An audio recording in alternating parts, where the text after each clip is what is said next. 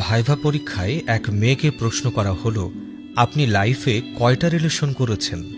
প্রশ্নটির জবাবে মেয়েটি মুচকি হেসে বলল, এ প্রশ্নটির জবাব একমাত্র আমার বাবাই দিতে পারেন, আর তাই আমি আমার বাবাকে কল করতে চাই। সবাই মেয়েটির এমন উত্তর শুনে খুব বেশি অবাক হয়ে গেল। সবার মধ্য থেকে একজন লোক হঠাৎ বলে উঠল, জি, সমস্যা নেই, আপনি আপনার বাবাকে কল করতে পারেন। মেয়েটি অতঃপর তার বাবাকে ফোন দিল এবং জিজ্ঞাসা করল, বাবা, আমি লাইফে কয়টা রিলেশন করেছি? ফোনের ওপাশ থেকে বাবা বলে উঠল, মা, একটাও না। মেয়েটির বাবার কথা শুনে সবাই একজন আরেকজনের পানে চেয়ে রইল। ঠিক তখনই বড় স্যার মেয়েটির হাত থেকে ফোনটা নিয়ে মেয়েটির বাবাকে বলে উঠল, আপনি কিভাবে শিওর যে আপনার মেয়ে লাইফে কোনো রিলেশন করেনি?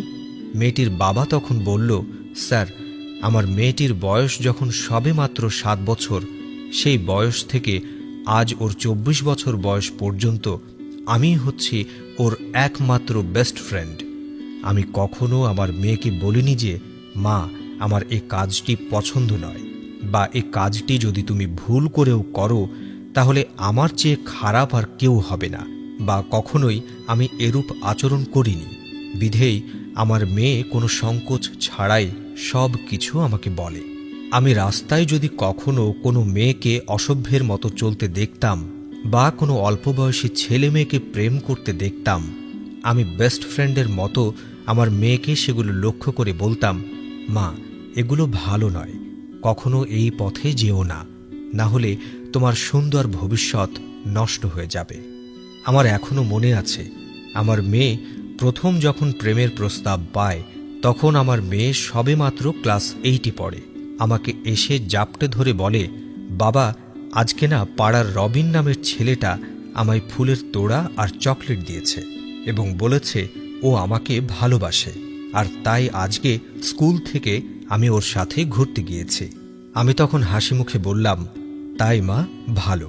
আমার এই উত্তরটি শুনে আমার মেয়েটি হাসি মুখে বলল, আমি জানতাম বাবা তুমি আমায় কিচ্ছু বলবে না, অথচ আমার ফ্রেন্ডরা বারবার বলল তোমাকে এ কথা না বলতে, তুমি শুনলে নাকি আমায় অনেক মারবে।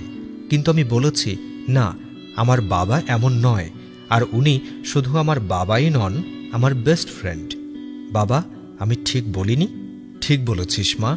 এই বলে আমি আমার মেয়েটির হাত ধরে ওকে একটা আম গাছের সামনে নিয়ে যাই। অতঃপর একটা বড় লাঠি দিয়ে আম গাছ থেকে আম পাড়তে চাইলে আমার মেয়েটি চিৎকার দিয়ে বলে ওঠে, বাবা, তুমি এটা কি করছো? কেন মা? আম পাড়ছি। বাবা, তুমি দেখছো না আমগুলো এখনো ছোট, সবেমাত্র মুকুল থেকে আম হয়েছে, এগুলো এখন পাড়া বা খাওয়া কোনোটাই উচিত নয়। আমার মেয়ের এ কথা শুনে আমি আমার মেয়েটির হাতটা ধরে বললাম, মা, এমন কথা যদি আমি তোকে বলি, আমি যদি বলি এখন এসব প্রেম ভালোবাসা করা উচিত নয়, কারণ তুই এখনো ছোট, তুই কি মানবি? এই আমগুলো এখন যেমন খাওয়া যাবে না, আর কেউ খেলেও তা স্বাস্থ্যের পক্ষে ভালো হবে না, ঠিক তেমনি এই বয়সে প্রেম ভালোবাসা তোর ভবিষ্যতের জন্য অমঙ্গলকর। এই বলে আমি চলে আসলাম। সেদিন থেকে ক্লাস 10 অবধি আমার মেয়ে সবসময় আমার এই কথাটিকে মনে রেখে জীবনের পথ পাড়ি দিয়েছে। আমার এখনও মনে আছে, ক্লাস 8-এ থাকতে একদিন মেয়ে খুব বায়না করেছিল জিন্স পরার। আমি তখন মেয়েকে বলেছিলাম, ঠিক আছে, কিনে দেব। পরের দিন একটা জিন্স এনে দিয়েছিলাম। মেয়ে সেটা পরে দিব্যি খুশিতে আমার সামনে হাঁটতে থাকে। আমি তখন মেয়েকে দেখিয়ে টিভির উপরে দেওয়া পর্দাটাকে সরিয়ে ফেললাম এবং বাইরে ফেলে দিলাম। আমার মেয়ে তখন রেগে বলল, বাবা, তুমি এটা কি করলে? আমি তখন বললাম, টিভির উপরে আবার পর্দা দেওয়ার কি দরকার, এমনিতেই তো ভালো লাগে, তাই ফেলে দিলাম। আমার মেয়ে তখন বলল, উফ বাবা, তুমি জানো না টিভির উপর পর্দা না দিলে ময়লা ধুলাবালি পড়ে? আমি তখন মেয়েকে হেসে বললাম, ঠিক তেমনি অশালীন পোশাকে নারীর শরীরের সৌন্দর্য নষ্ট হয়ে যায়, ধুলাবালি পড়ে, আর সেই ধুলাবালি কি জানিস মা?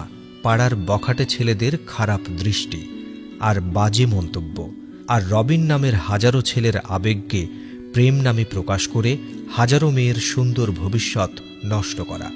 সেদিন থেকে আমার মেয়ে আজ পর্যন্ত কখনোই অশালীন পোশাক পরেনি। ইন্টারে থাকতে আমার মেয়ে বড় একটা ভুল করতে গিয়েছিল, কিন্তু আমি বেস্ট ফ্রেন্ডের মতো আমার মেয়ের সেই ভুলকে শুধরে দিয়েছি। একদিন আমার মেয়ে এসে আমাকে বলল, বাবা, আমি মোহন নামের একটি ছেলেকে ভালোবাসি, প্লিজ বাবা তুমি এটা মেনে নাও, আমি ওকে ছাড়া বাঁচব না। আমি বুঝেছি আমার মেয়ে আবেগের বশে চোখে সর্ষে ফুল দেখছে, কিন্তু আমি মেয়েকে বললাম, বেশ তো, মেনে নেব। আচ্ছা একটা কথা বলতো মা, আমাদের এই দেশে আমরা কি সব জায়গায় যেতে পারি? হ্যাঁ বাবা, সব জায়গায় যেতে পারি। না মা, আসলে আমাদের এই দেশে আমরা সব জায়গায় যেতে পারি না। যেমন বর্ডারের সীমান্তে আমরা সাধারণ মানুষরা যেতে পারি না, সেখানে শুধু নির্দিষ্ট শ্রেণীর লোকেরাই যেতে পারে। ঠিক তেমনি মা, এই প্রেম করার একটা নির্দিষ্টতা আছে, আর সেই নির্দিষ্টতা হচ্ছে বিয়ে। তুই বরং মোহনকে বিয়ে করে ফেল, ঠিক আছে? আমার মেয়েটি আমার কথাগুলো শুনে কেমন যেন মাথা নিচু করে চলে গেল। কিছু সময় পর আমার সামনে এসে বলল, না বাবা, আমি এখন বিয়ে করব না, বিয়ে মানে অনেক ভেজাল। আমি তখন হেসে হেসে বললাম, মারে, তোর এই বয়সটা হচ্ছে আবেগের, চোখে একটা রঙিন চশমা পরে আছিস, যার ফলে পৃথিবীটাকে রঙিন দেখাচ্ছে, কিন্তু আসলে কি পৃথিবীটা রঙিন? আমার মেয়ে মাথা নাড়িয়ে বলল, না বাবা, এই জিনিসটা এই বয়সে তোদের আমরা বুঝাতে পারি না। এই কথা বলার পরে আমার মেয়ে বলেছিল, সরি বাবা, আমি এবার থেকে সঠিক পথে চলব। এভাবেই আমার মেয়েটার ভুলগুলোকে আমি একটু একটু করে ঠিক করে দিয়েছি। বিধায় আজ আমার মেয়ে একজন উচ্চশিক্ষিত ব্যক্তি এবং আমার জামাতা পেশায় একজন ডাক্তার, পাশাপাশি একজন খাঁটি মানুষও বটে, যার কারণে আজ আমি বুক ফুলিয়ে রাস্তায় হাঁটতে পারি। আসলে স্যার, আমাদের পিতা মাতার সন্তানের সাথে সম্পর্কটা একটা বেস্ট ফ্রেন্ডের মতোই হওয়া উচিত। জীবনটা জটিল নয় স্যার, অল্প বয়সী ছেলে মেয়েগুলো জীবনটাকে জটিল করে ফেলে একজন মা বাবা নয়, একজন বেস্ট ফ্রেন্ডের অভাবে। প্রতিনিয়ত ভার্চুয়ালে ছেলে মেয়েগুলো তাদের মনের কথা প্রকাশ করে কেন জানেন স্যার? কারণ তাদের এই কথাগুলো শোনার জন্য আমাদের যথেষ্ট সময় নেই। তাই তো হাজারো ছেলে মেয়ে ভুল পথে গিয়ে সুইসাইড করে। আমার মেয়ে কোনো ভুল পথে যায়নি, জানেন স্যার, কারণ আমি ওর বাবা নই, বেস্ট ফ্রেন্ড ছিলাম, আর তাই তো ও আত্মহত্যা নামক জঘন্য অপরাধকে কখনো স্থান দেবে বলে ভাবেওনি। কথাগুলো শুনে বড় স্যার নিশ্চুপ হয়ে গেলেন। টপ টপ করে চোখের জল গড়িয়ে পড়তে লাগলো তার।